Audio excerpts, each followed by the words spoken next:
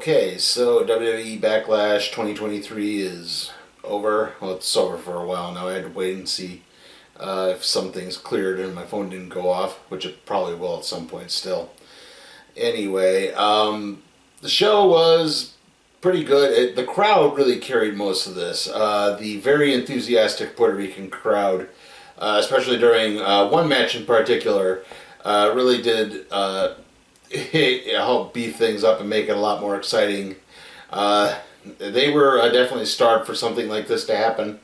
It was a smaller arena, so I don't know if it'll happen again, but it definitely seemed to do really well. They had a unique set for it. They had some interesting ideas, like they had a lot of drone shots in this one. They had a really good one where it was a drone shot that was going over the skyline of San Juan and then into the arena, and then kind of piloting around, seeing everything as it panned out. So, like I said, that was actually really good in terms of the presentation and everything.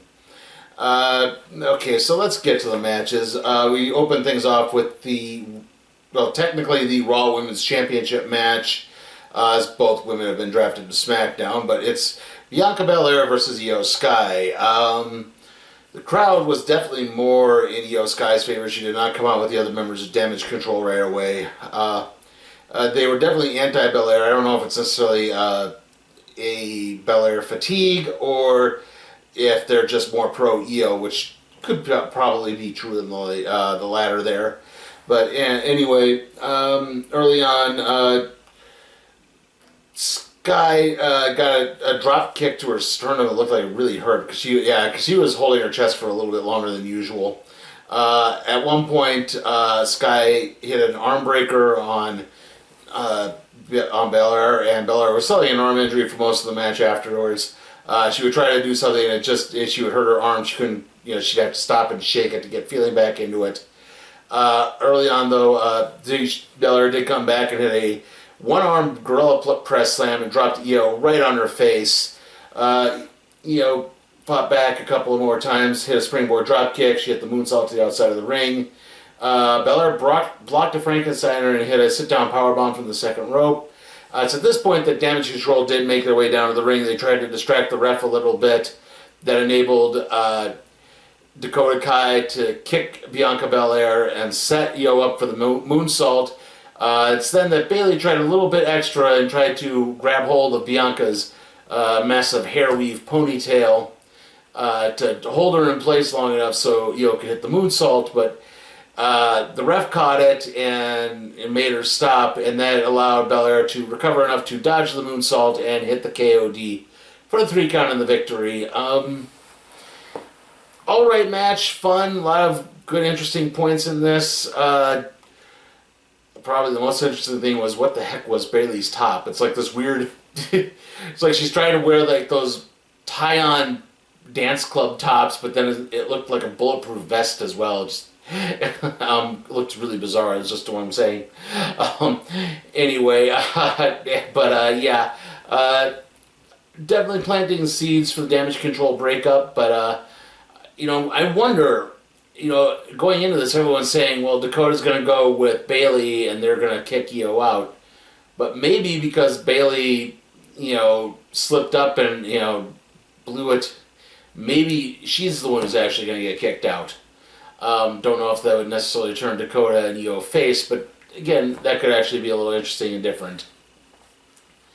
After that, we had Seth Rollins versus Omas. Not really much to say here. It was actually a really interesting point, which is during the intro, Rollins is doing his conducting to the crowd so they can sing his song, and right as he gets into the ring, Omas hits him with a big boot to the back of the head. Omas, punched him. He got a big shoulder block. He had a choke slam on the ring apron. Rollins finally came back, hit a drop kick to the knee, hit a super kick, tried to go for the stomp, but Omas just basically blocked it because Omas just put his hands down, so yeah, he wasn't moving with the stomp basically. Omas hit a choke slam.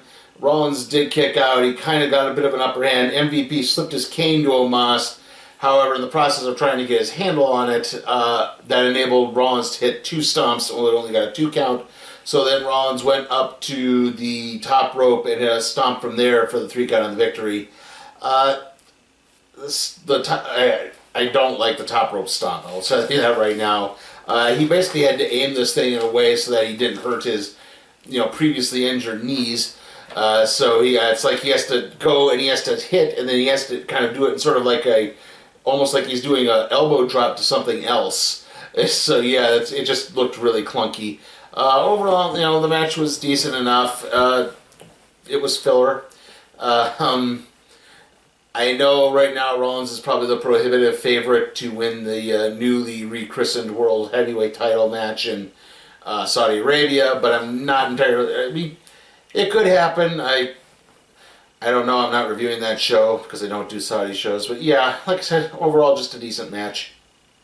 Okay, our third match on the evening was the triple threat match for the United States Championship. Austin Theory versus Bobby Lashley versus Bronson Reed. Right off the bat, Theory charged Lashley in order to distract him for Reed to attack him as they had something of an alliance going on. Lashley hit Theory with a delayed suplex. Reed then hit broke the pin attempt with a splash is what I'm trying to say. Lashley came back, hit when the alliance between Reed and Theory fell apart. He hit both of them in with spine busters. Reed came back, he hit a super kick on the outside of the ring and then followed up with a Vader bomb to the outside of the ring onto a standing Lashley. Lashley got back into the ring. Theory got him up for the A-Town down, but Lashley fought out, put him in the hurt lock, but then Reed managed to break that up with a tsunami. And then Theory rolled out of the way of a moonsault from Reed. Lashley speared Theory. Theory threw Lashley out of the ring to cover Reed for the 3 count of the victory. Yeah, that was just kind of a match.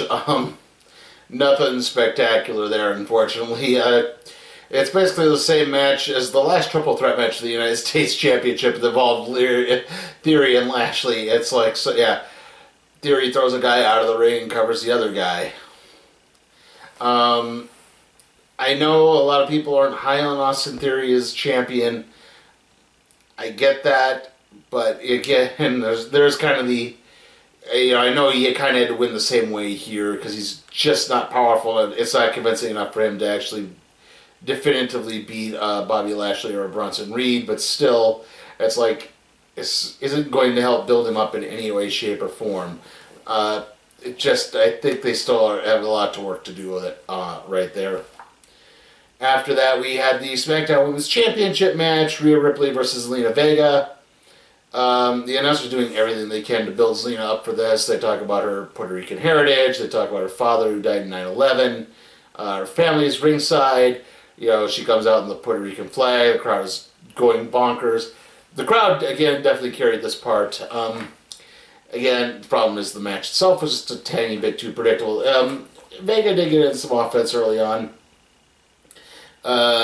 Even at one point, after Rhea got into a bit of an argument with Zelina's family members, Zelina borrowed her mother's slipper and threw it at her. This is the chancla. I believe I got that right. Which is a part of Latino heritage. Understand, I am a white guy from North Dakota. I can count on one hand the amount of Latino people I've interacted with on a regular basis. So, okay, please bear with me if I'm not trying to be insensitive. It's just, I had to look up what the purpose of that was. So sorry. Anyway, Ripley came back, hit a power bomb, did the Eddie Guerrero taunt. Vega fought out of it, fought out a gory stretch, sent Ripley into the post. She hit the Tiger Fan Kick, aka the 619, followed that up with a meteor from the second rope. However, in the process of trying to get another pin, Rhea Ripley hit basically kind of like a sitting enziguri kick to Vega and then followed with the Riptide for the 3 count of victory. Like I said, overall, the crowd definitely helped boost the match up, but yeah, again, this felt really fillery, just because it was so predictable. At least with the Raw Women's Championship match, both women were on SmackDown, but it's like Zelina is on SmackDown with the LWO, so yeah, exactly. Like no one knew that Ripley was going to lose this. Ripley's going to Raw. So, yeah, either way, there was going to be a title exchange, is what I'm saying. Okay, so the phone finally went off. Anyway, our next match is the San Juan Street Fight between Bad Bunny and Damian Priest. Again, the crowd really did help boost us up. Very interesting factoid, which is Priest was wearing his wrestling gear from WrestleMania 37, where he tag teamed with Bad Bunny. Bunny came out prepped with weapons. There was a vignette earlier where Savio Vega showed up to give him a Puerto Rican kendo stick, which I guess makes sense. I mean, Savio Vega was a Puerto Rican ninja at one point, so why wouldn't he also have a Puerto Rican kendo stick? Anyway, Bunny opened up with a Michinoku driver. Priest came back. He delivered Bunny. He basically, Bunny tried to attack with a kendo stick. Priest drove him into the turnbuckle and broke the kendo stick over his knee. Priest did a choke slam, but then picked Bunny up after the 2 count, decided to prolong it, so that allowed Bunny to block a plancha with a chair, and attack with another kendo stick. Bunny hit a Falcon Arrow. Priest then started kind of walking away, but that was just to goad Bunny into trying to attack with a garbage can. The garbage can got kicked back into Bunny's face. They brawled into the crowd. Priest hit the broken arrow off of some sound equipment on through a table. Priest then grabbed, Bunny then hit dodged a spin kick, which sent I can't talk, sorry. Priest wound up hitting the post when Bunny dodged the spin kick. At this point, the rest of the Judgment Day, save for Ripley, hit the ring. It's then that Rey Mysterio came into the ring, and then Carlito Caribbean Cool hit the ring. Then Savio Vega came to keep the to help Carlito and Rey get the Judgment Day away from them. And eventually, after a lot more attacking of Priest's leg with a chair, Bunny hit the Destroyer pin for the 3 count of the victory. Again, once the Puerto Rican wrestling legends showed up, the crowd just kept going bonkers and bonkers and bonkers. So this really helped bring this up and made this a very enjoyable match. Like, it was already really good. It got better and better throughout, even though it was, if it wasn't for the crowd being so hot for this, it would have been a little long-winded. But again, it just kept the entertainment up and made everything fun, especially to see guys like Savio Vega and Carlito again. Like, that was really fun. Okay, our next match is the 6-man tag between Kevin Owens, Sami Zayn, and Matt Riddle, between the Usos and Solo Sakoa. The Usos had to talk Solo into letting Jay start the match. Solo was very angry throughout all this. He was kind of angrily blind tagging on several occasions. Jimmy was trying to be trying to be encouraging through it. It's like, okay, yeah, you want in, fine, we'll let you do it. The crowd wanted Roman Reigns. Not too much to say about the match, unfortunately. Let's say a really slow start, because it was just, Sammy would do a couple moves on one guy, that guy would tag out, the other guy would tag out. Eventually they isolated Zayn a little bit. Riddle got the tag at one point, hit a ripcord knee on Jay. Owens hit a swanton on Jay. Jimmy then inadvertently super kicked Jay. Owens hit the pop-up powerbomb on Jimmy. But then Solo got back in, he blind tagged. Jay got angry, he blind tagged again. They still managed to come back and pin Sammy in the corner. But then again, Owens and Riddle kind of got involved. It resulted in Solo almost thinking he was going to hit Sammy with a Samoan spike, but almost hitting Jay with it, leading to a big argument and discussion. Led to another fight.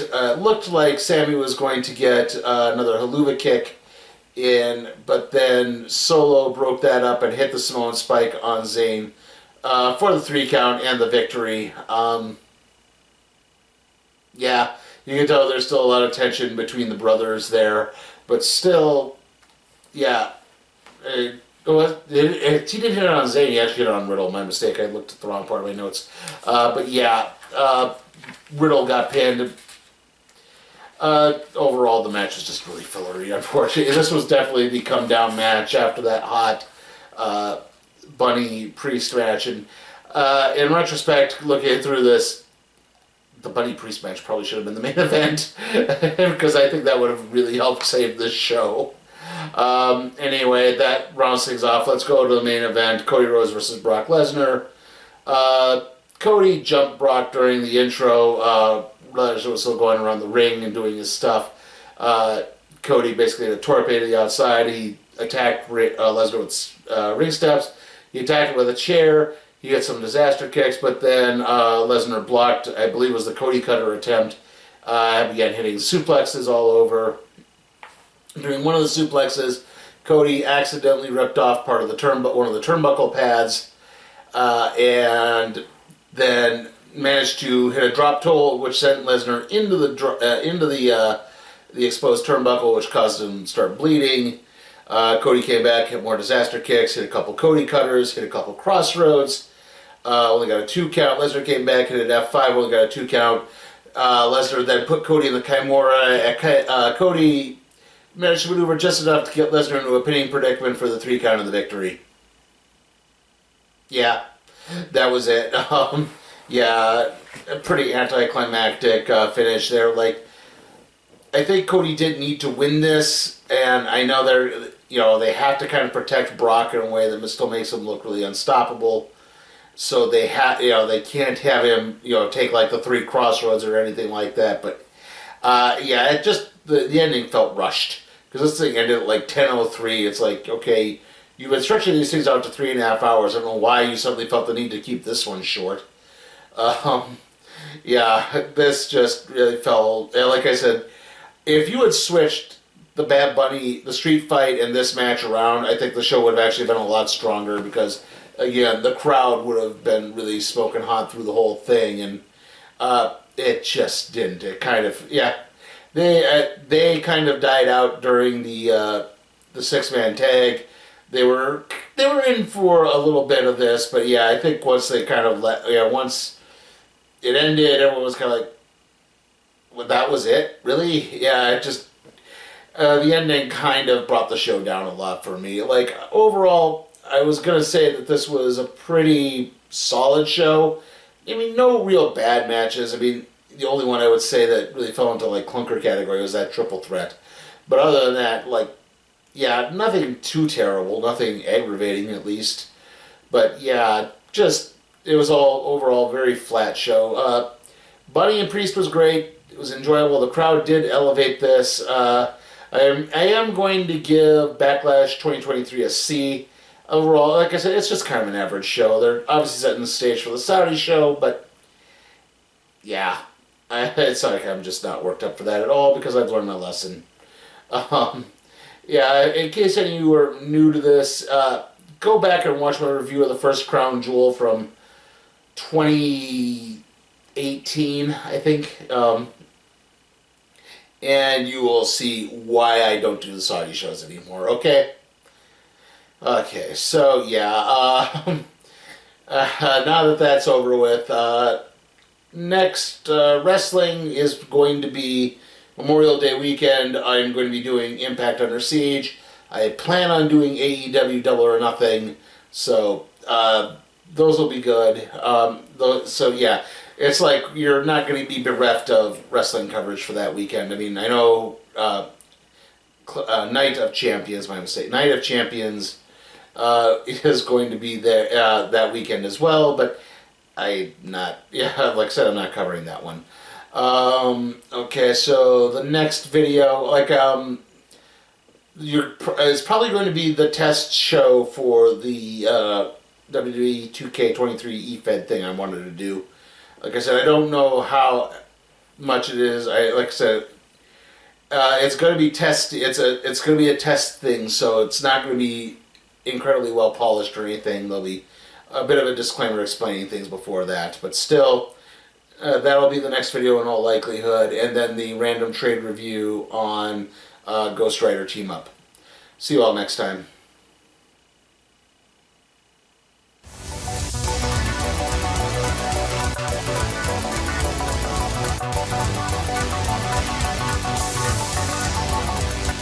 Hey guys, remember you can help me maintain and possibly even expand my professional wrestling coverage by supporting me on Patreon at patreon.com/SleepyTimeForCat Productions. Also, remember to like the video, comment, share, subscribe, and ring that notification bell.